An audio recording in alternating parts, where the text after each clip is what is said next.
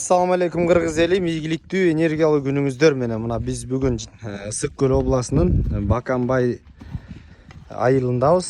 Көл жээкте ушундай этно стилдеги боз үйлөрдү куруп жатабыз. Биздин өзбек строительдер менен биргеликте мына.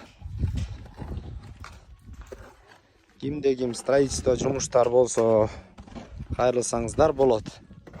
Кандай Сака, жакшыбы? İşler болуп атабы? Жакшы. Айлап деген ал эти уже. Мына биз бул жерде машфара болуп атат, Кудай буйрса мына биргеликтүү усталар менен иншалла. Акеге дагы оор айткам. Салам алейкум.